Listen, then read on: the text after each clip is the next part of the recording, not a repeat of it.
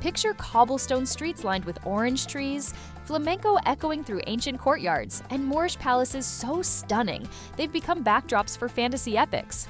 Planning 3 days in Seville but overwhelmed by endless options?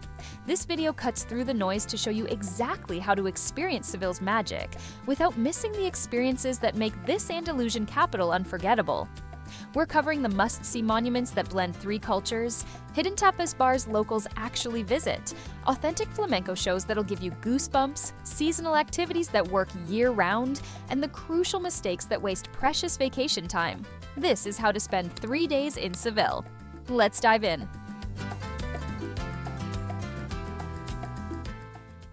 Day 1. Historic heart and cultural foundations. Start your Seville adventure at the magnificent Cathedral and Giralda Tower. Arrive right when doors open at 11 in the morning to beat crowds and heat. General admission costs around $16 and includes access to the Giralda Tower, offering panoramic city views after climbing its gentle ramps. Book tickets online at least 2 days in advance through the official Cathedral website, as same-day tickets often sell out. The cathedral tour typically takes 90 minutes to 2 hours to marvel at the golden altarpiece and climb the Giralda. After the cathedral, walk 3 minutes to the Royal Alcazar, arguably Seville's crown jewel. This working royal palace showcases stunning Mudéjar architecture, where Islamic and Christian styles blend seamlessly.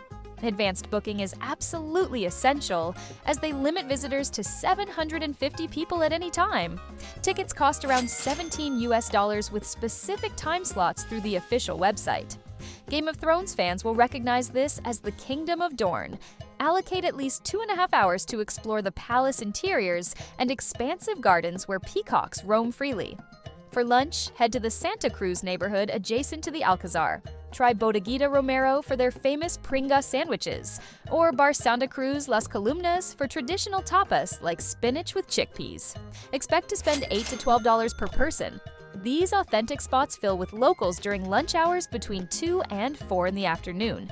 Spend your afternoon wandering through Santa Cruz's labyrinthine streets. The neighborhood rewards aimless exploration with flower-draped balconies and intimate courtyards. In spring, orange blossoms fill the air, while summer visitors benefit from natural shade. Fall brings golden light perfect for photography, and winter's mild temperatures make walking especially pleasant.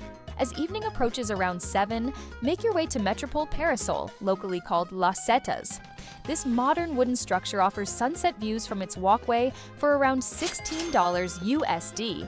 The nearby Plaza de la Encarnacion buzzes with locals enjoying pre-dinner drinks and street performers. Cap off your first day with an authentic flamenco show. Book tickets for Museo del Baile Flamenco's evening performance at 5, 7, or 8:45, costing around $25 to $30. The museum's intimate courtyard setting places you mere feet from the performer's footwork. Shows last approximately 1 hour, giving you time afterward to grab dinner at surrounding tapas bars. Remember, restaurants truly come alive after 9:30 in the evening. Your first day covers Seville's essential monuments while maintaining a sustainable pace. Tomorrow brings river views and neighborhood character. Day 2. River districts and local flavors. Begin Day 2 at Plaza de España, one of Europe's most photographed landmarks and completely free to visit. Arrive around 8 in the morning for soft light and minimal crowds. This semicircular plaza features 52 ceramic benches representing Spain's provinces. Rent a rowboat for around $7 per 35 minutes to paddle along the canal. The adjacent Maria Luisa Park provides lush gardens perfect for a morning stroll, with fountains and shaded paths under palm trees. Around 11 in the morning, cross the iconic Triana Bridge to explore Seville's most characterful neighborhood. Triana maintains a distinct working-class identity and is the birthplace of flamenco. Visit the Triana Market, where locals shop for fresh produce and seafood until 3 in the afternoon.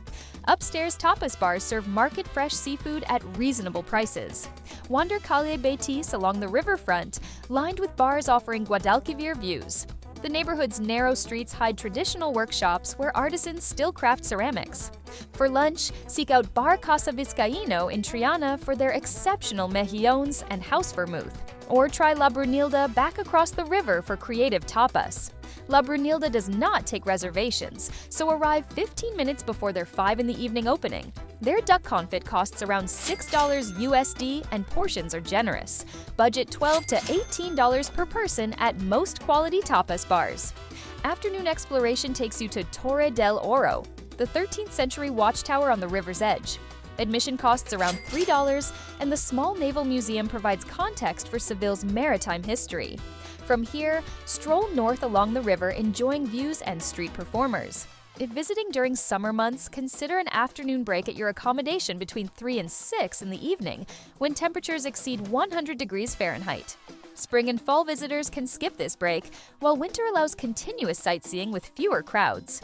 Evening brings another flamenco option at Teatro Flamenco Seville, where the larger stage allows elaborate productions. Tickets range from $25 to $40 USD, with shows at 5, 7, and 8:45. The theater's polished production offers a different perspective from the previous night's intimate performance. Finish your evening with dinner in the Alameda de Hercules area, a trendy neighborhood that comes alive after 10. Prices run $15 to $25 per person. Try contemporary Andalusian cuisine at Eslava, which has won multiple tapas competitions. The relaxed vibe lets you appreciate how Sevillanos socialize over food and wine lasting hours. Day 2 reveals Seville beyond the UNESCO sites, showing neighborhoods where authentic culture thrives. Tomorrow, we explore hidden corners and seasonal highlights. Day 3, hidden gems and seasonal experiences. Your final day begins with Casa de Pilados, one of Seville's most underrated palaces. This 16th century mansion blends Italian Renaissance and Spanish mudéjar styles with stunning tilework. General admission costs around $14 USD for the ground floor and gardens, while the complete house ticket with guided tour of upper floors costs around $20 total. Arrive at 10 in the morning to experience the palace in relative tranquility. Unlike the Alcazar's crowds, Pilados maintains an intimate atmosphere. The mansion sits a 15-minute walk northeast of the cathedral. From Pilados, explore the Macarena neighborhood, a traditional barrio tourism has barely touched. The Basilica de la Macarena houses one of Seville's most beloved religious icons. Entry is free, and the museum costs around $5.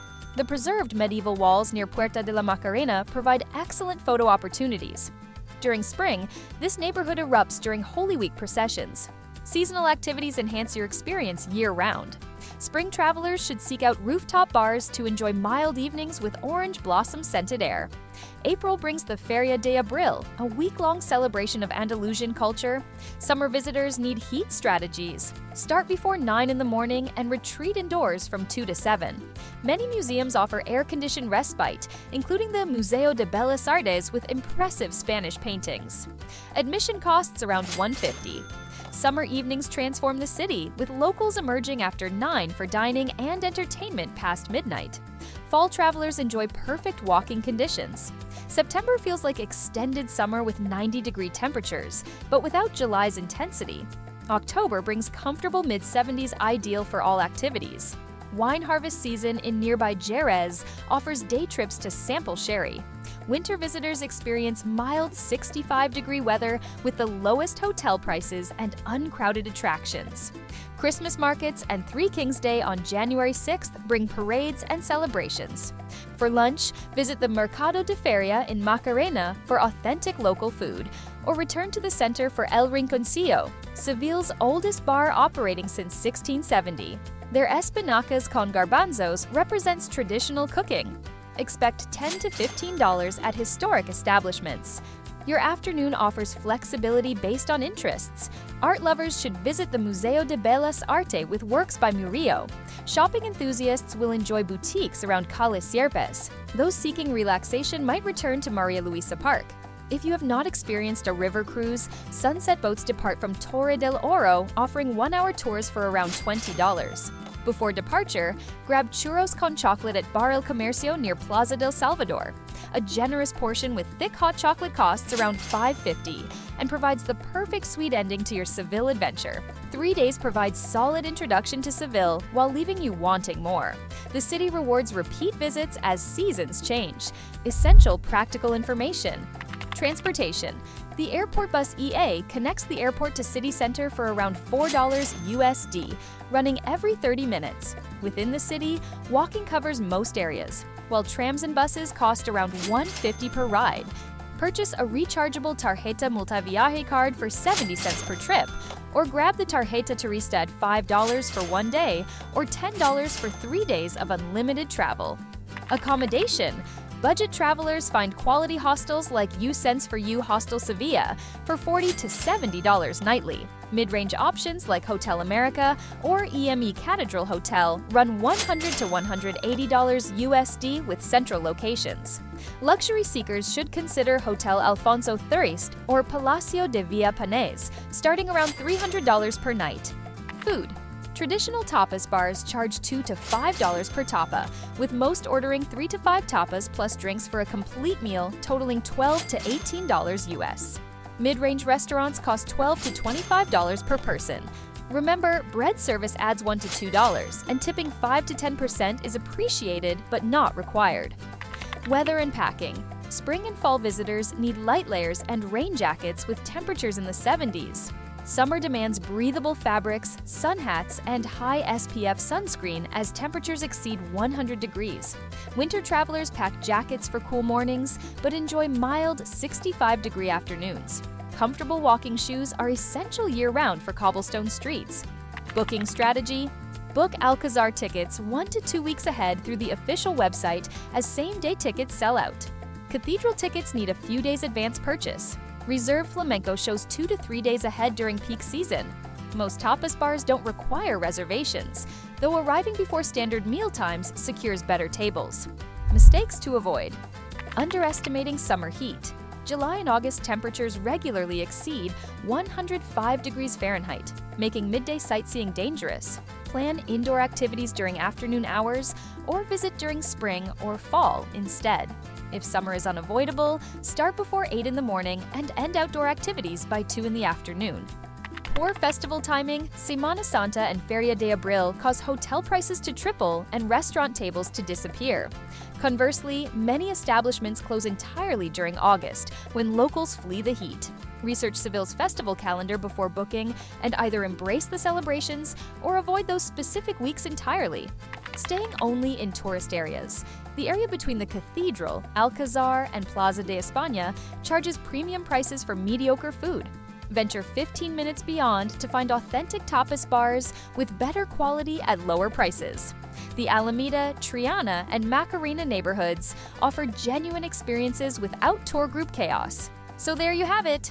3 days that'll give you both the Instagram-worthy landmarks and authentic Seville experiences locals cherish. This is Explorer's Radar, where we uncover the best travel experiences.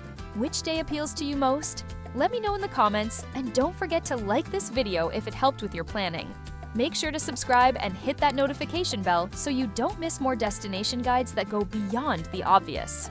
And check out the next video for another amazing gem worth adding to your travel list.